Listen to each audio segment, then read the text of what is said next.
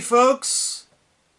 We're gonna kind of wrap up the Disney romance movies, but not quite yet. But we're narrowing it down, shall we say? So we're down to 5 films. But today I'm going to do 2. So that'll kill 2 birds with 1 stone, and then we'll go from there. But this one is kind of a special one. This one is actually about the love of our dogs, and there, of course, there's also a romantic relationship that takes place in this film between 2 dogs, and it's also, but like I said, it's also the love of our dogs and how important dogs are to family life. Well, what am I talking about? Lady and the Tramp from 1955. Yes, this is one of them that Walt Disney himself was a part of. Yeah, and of course, the reason why this film got made, I guess, because Walt Disney himself loved dogs, like many of us do. We have our pets, and so he wanted to tell this story out of tribute to our 4-legged friends. So, so the story picks up with this young couple on Christmas, opening their Christmas presents that they've received from each other, and we really don't see a whole lot of the human faces. We do see them a little bit, but not a whole lot. Most of them are from the knee down. A man, he just goes by the name of Jim Dear. That's what they call him in the film, is Jim Dear. Gives his wife, Darling, that's who she's referred to, gives his wife, Darling, this package. And Darling opens it up, and there's this bright, cute Cocker Spaniel female puppy. And Darling gives her the name Lady, because she thinks that she's what a beautiful little lady, and so that's what her name is. They name her Lady. And you see within the first 10 minutes or so of what family life with Lady is like. It's just Jim Dear and Darling and little Lady. Well, then pretty soon the family gets a little bigger, and Darling comes to Jim Dear and says, and then this was in the 1950s, you could not say certain things.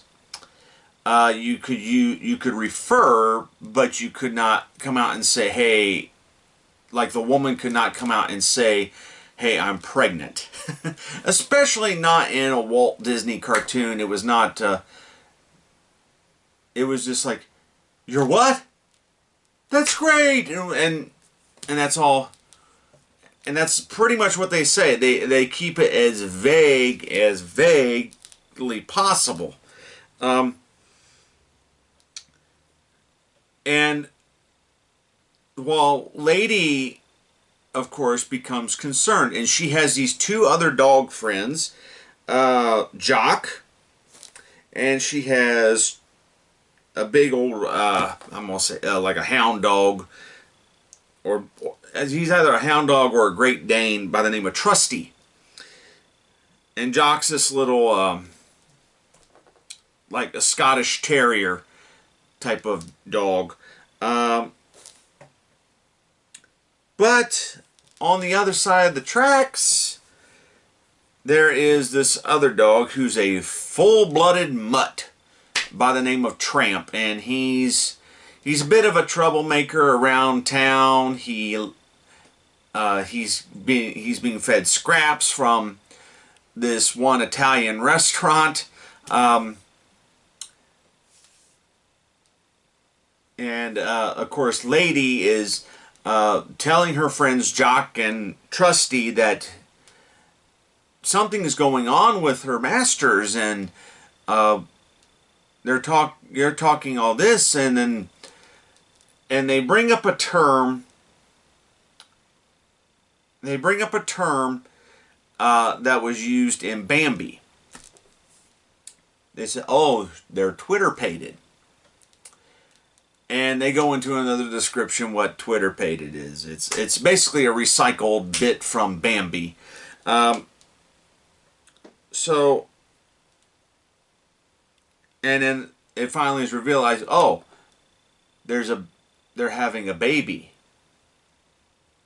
Now, like I said, they at the time, especially in the movies, you could not use terms like being pregnant. You could say having a baby. There's going to be a baby. Okay, you had to be careful on how you said it, because any slightest term, especially back in the 1950s, it was considered vulgar. I mean, there's no other way to say that. And of course, in a Walt Disney film, that would have been extremely not tolerated. So, but everybody knows that families have babies. Okay, so, and that's the way it kind of goes. But as time goes on, even Tramp, when we're introduced to Tramp, he's kind of I want to say a little bit cynical to being domesticated, because he's this okay, he's a full-blooded mutt, but he's also a stray.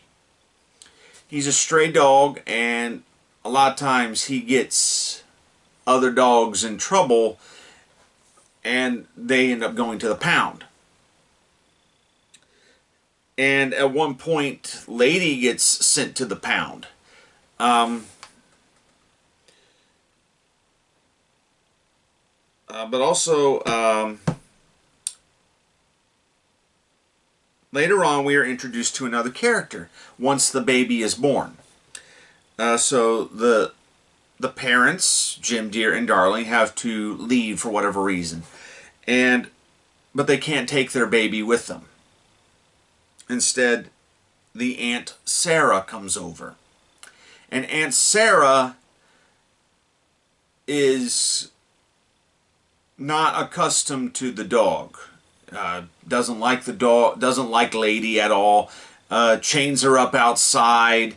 Whenever Lady is trying to protect, or in her mind, trying to protect the baby, she gets punished for it in some capacity.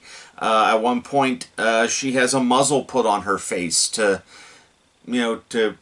calm her down, supposedly. And also, Aunt Sarah has these two Siamese cats. And the Siamese cats are very, very mischievous and sneaky. Even, I'm just going to go ahead and say they're probably downright stereotyping of Asians, meaning that they're Siamese cats.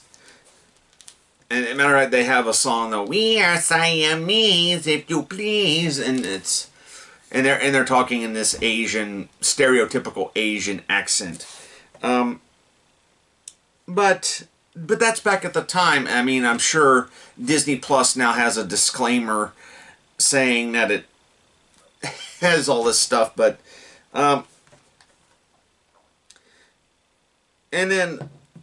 but also there's this a relationship that builds between Lady and Tramp. Even though he does at one point attempt to get her into trouble,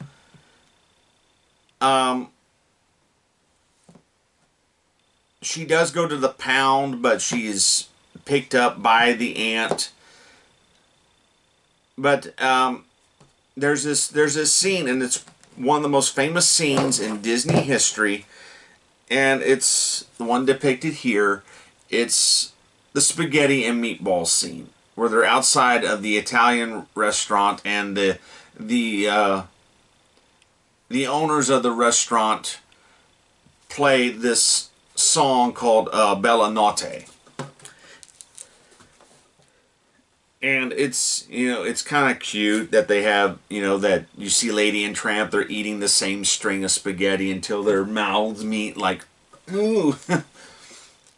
And yeah, it's, when you see anything that's referring to Valentine's Day or, family friendly stuff like Valentine's Day and romance, this scene usually, pops up and is played over and over in clips. And it does have a happy ending when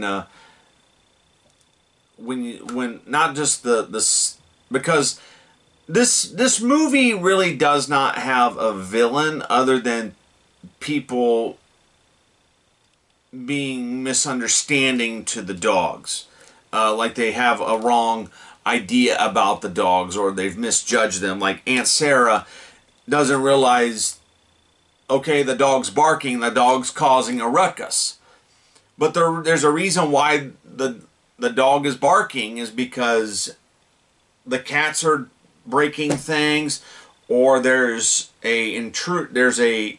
something breaking into the house that's going to possibly hurt the baby. And so it's really a love letter to our dogs. And of course it does have that romance element with Lady and Tramp coming together, and you see at the end they become dog mates, and they have a litter of puppies together. And so so I'm including it on the list because of that specific moment, even though it's more the love of the dog. But it does have that Bella Notte sequence where, Lady and Tramp are out on the date, and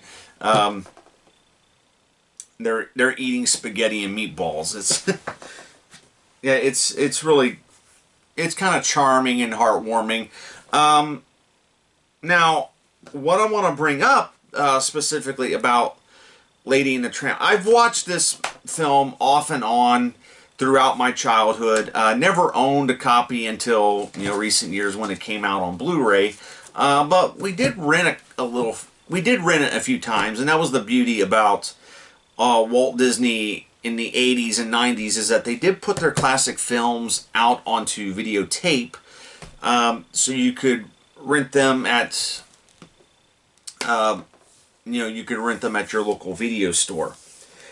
And but the thing about Lady and the Tramp and the next film I'm going to talk about is that in terms of animation, it was a big technical achievement for Walt Disney.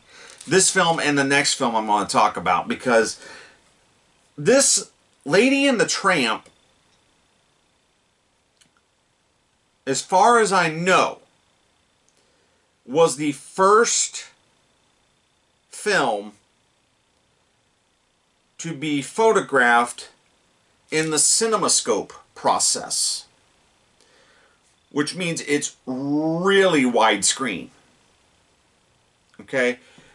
Now, you don't see, now it's not uncommon to see an animated film such as a Pixar release, like a Pixar release, or a CGI animated release to be shown in the scope format, which is the ratio of 2:3:5 to 1 or wider. But this image that you see here, that's 1:7:8. Okay, this is a 1:7:8 image right here, widescreen. Now, CinemaScope or scope has black bars on the top and bottom.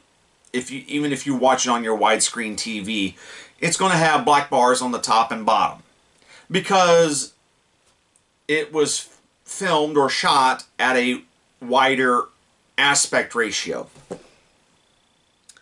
Or in the case of animation, or the CGI animation, that's the way they rendered it. They rendered it for that particular screen space.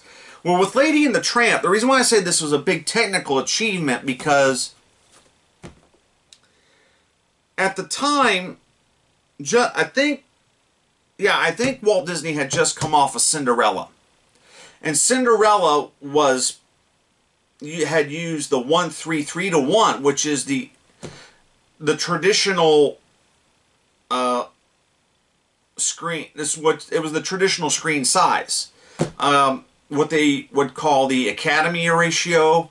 If you're talking old DVDs, it's the full screen ratio.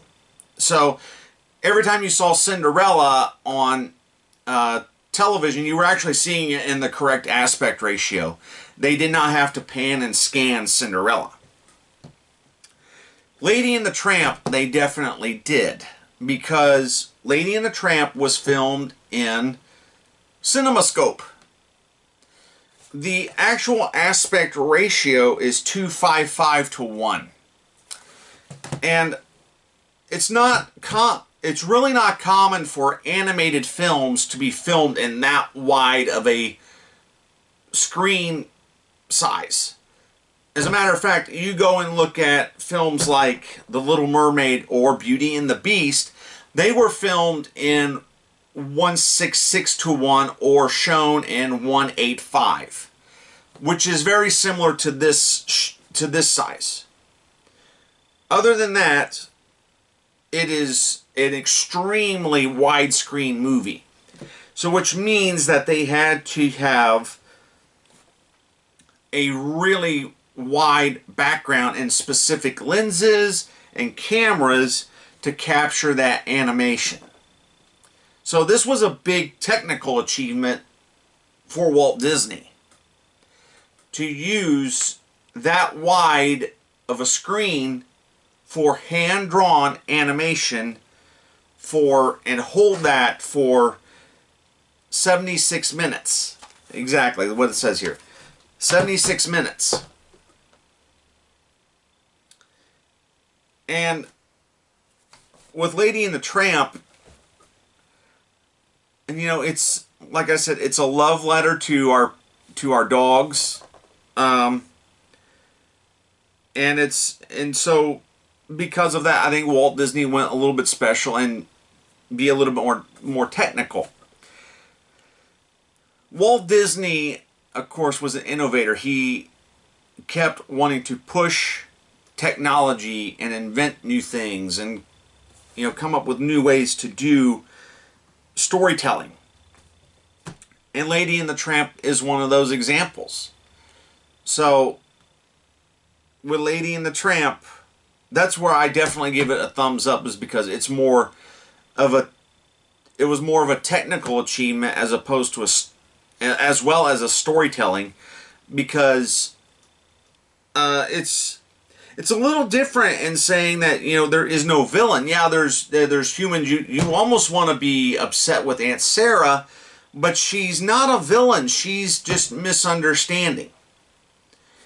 Because at the end of the film, we hear that, oh, did Aunt Sarah did the lady get her present from Aunt Sarah, and things like that at the end. And in terms of voice actors, I know I've said before that Disney wanted nobodies, but that was during the Renaissance. Okay, I do need to clarify that. That was during the Renaissance period. Is that they slowly added more movie stars during the Renaissance, but at first, starting out, they wanted nobodies who had very little to no film experience. But however, here with Lady and the Tramp, we have some people like Barbara Luddy, who is the voice of Lady.